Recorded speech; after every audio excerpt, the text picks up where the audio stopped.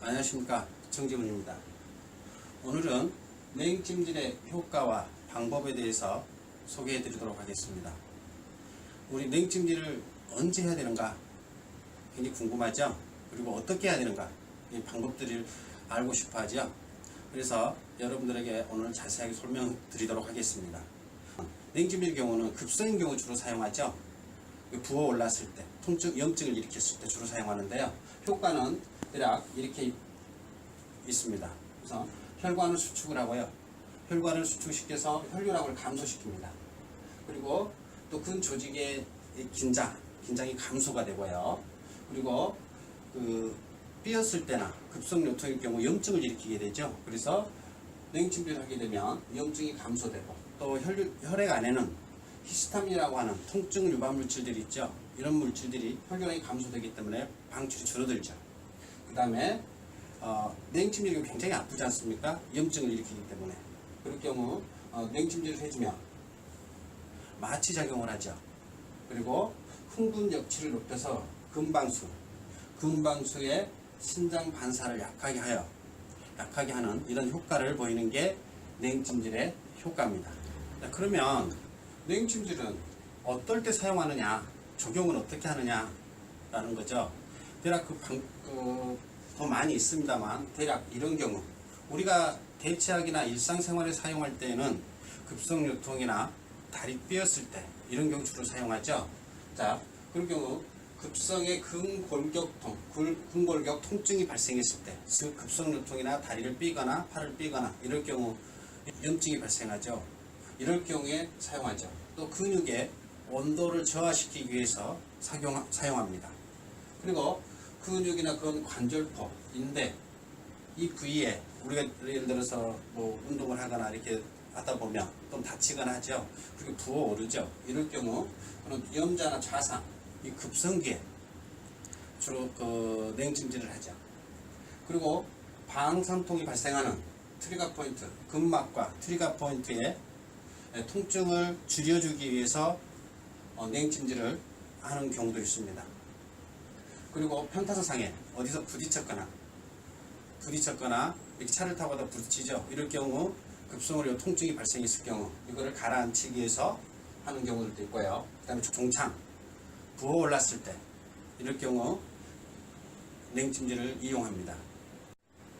자, 냉찜질은 급성기에 근골격계 문제, 질환에 대해서 자주 사용하죠. 그런데 누구나 언제나 사용해도 되느냐? 그건 아니죠. 이러한 금기사항들이 있습니다. 사용해서는 안 되는, 즉 혈관질환이나 순환질환, 말초혈관 질환을 가지고 있는 분들한테는 사용해서는 안 됩니다. 그리고 열에 대한 감수성이 상실되어 있거나 불내성이 있는 경우에도 피해야 되죠. 그 다음에 신체 부위에 지각, 감각이 소실된 사람에게도 사용해서는 안 되죠. 그리고 냉찜질에 대한 나쁜 경험, 옛날에 냉찜질에 대해서 좋지 않은 기억을 가지고 있다면 피해야 되죠. 그 다음에 무통의 창상, 칼이나 창 같은 데 찔려서 상처가 난 부위 있죠. 그런 경우에 혈관 수축 작용을 해서 치료가 지연되거나 악화될 경우에는 사용해서는 안 됩니다. 이러한 금기사항만 제해놓고 급성기나 염자나 좌상일 경우, 특히 우리 대체학에 있어서 또 일반 일상생활에서 냉찜질을 활용할 수가 있죠. 자, 그러면 어떻게 할 것이냐, 그 방법에 대해서 소개하도록 하겠습니다. 냉찜질 할 때 먼저 뭘로 할 것이냐가 가장 중요하죠. 그래서 아이스팩이랄지 냉찜질 하는 기구들이 많이 있죠, 도구들이. 근데 저는 제가 가장 여러분들에게 소개해 주고 싶은 거는 얼음찜질, 아이스팩이죠. 얼음찜질을 얼음으로 하는 거를 소개하고 싶은데요. 얼음 같은 경우는 집에서 얼음 직접 만들어서 활용할 수가 있고요. 또 종이컵 같은 데다가 얼려서 만드는 경우들도 있죠. 제가 구입을 했는데요. 이 얼음을 이렇게 팩에다 이렇게 넣습니다. 넣고 나서 물기가 나오지 않도록 이렇게 하죠. 그 다음에 이 얼음을 갖다가 이 시체 위에다가 환부에다가 그대로 대게 되면 뇌화상을 입게 되죠. 이거 굉장히 조심하셔야 됩니다. 그리고 이거 할 때는 반드시 이렇게 물론 이제 큰 타월이 없습니다만 이렇게 싸서 직접 얼음이 환부에 닿지 않도록 이렇게 주의를 해야 되죠.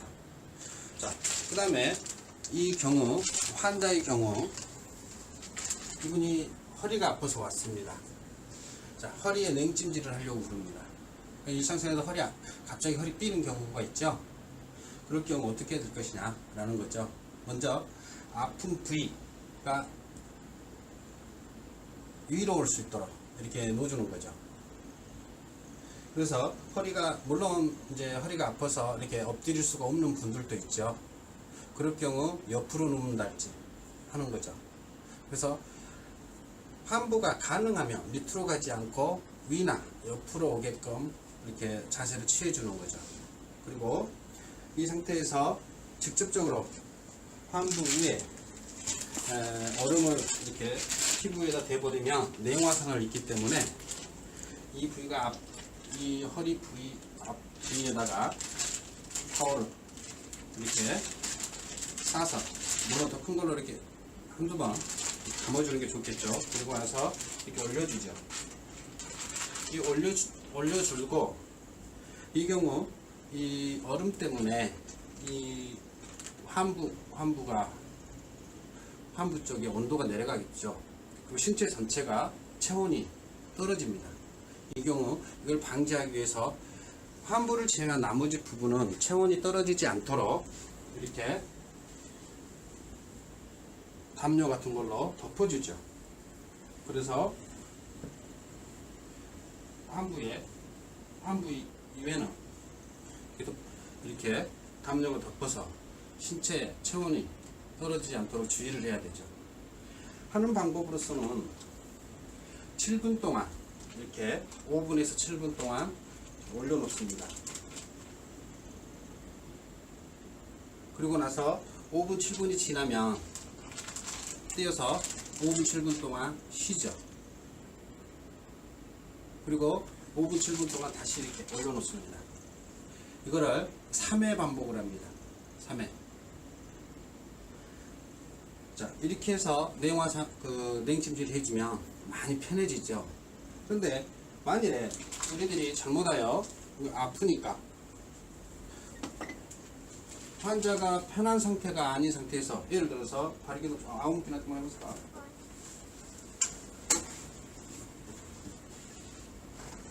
이 경우 허리 들어보세요. 코시오 아직도 뭐라 해봤을까?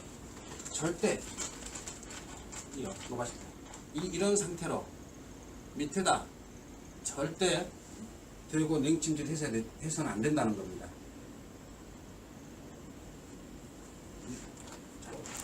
그리고 만일에 허리가 뼈였을 경우 엎드리지 못하는 분들도 있죠.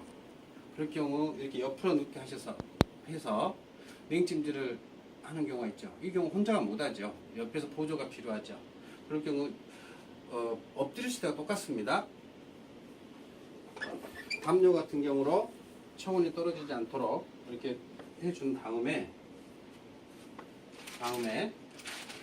보조가 이렇게 이 부위에 대고 7분 정도, 5분에서 7분 정도 이렇게 있는 거죠. 그리고 나서 5분에서 7분 정도 지나고 다시 5분에서 이 3회를 반복하죠. 이렇게 해서 냉찜질을 해주면 몸에 부담이 가지 않고 굉장히 효과적으로 통증이 많이 감소되는 것을 느낄 수 있을 겁니다. 다리가 삐었을 경우도 마찬가지죠. 다리나 팔이나 발목이 삐었을 경우에도 이 상태 편한 자세. 찜질에서 가장 중요한 거는 환자가 가장 편한 자세가 돼야 되는 거죠. 그리고 반드시 특히 얼음찜질 할 때는 냉찜질 할 때는 위에서 올려야 된다는 거예요. 만일에 삐었을 경우에도 이렇게 위에서 올린 다음에 똑같은 조건으로 이렇게 하죠. 옛날에 이런 경우가 있었죠. 그 애가 놀다가 넘어졌습니다. 그래서 팔이 굉장히 팔을 삐었는데 굉장히 팔이 이렇게 부어올랐죠. 그래서 부모가 그걸 모르고 아파하니까 옴찜질을 해주는 겁니다. 그래서 아이는 옴찜질을 할 때마다 더 아파하는 거죠. 굉장히 아프죠. 삐었을 때 옴찜질 해버리면 더 아파지죠. 그래서 굉장히 아파하고 어떻게 해야 될지 굉장히 부모는, 엄마는 힘들어했죠. 그래서 제가 냉찜질 하십시오. 그리고 이 방법을 소개를 했죠. 그랬더니 얘가 냉찜질을 하고 나서 이렇게 부어오른 게 줄어들고요. 그리고 나서 많이 편해졌죠. 그래서 냉찜질을 해야 될 때는 냉찜질을 해야 되고 온찜질을 해야 될 때는 온찜질을 해야 되죠. 중요한 거는 환자가 가장 편한 자세에 취해야 된다는 거, 그리고 냉화상을 주의해야 된다는 거. 자, 이것만 잘해주면 일상생활에서 유용하게 활용할 수 있다고 생각합니다. 네, 감사합니다.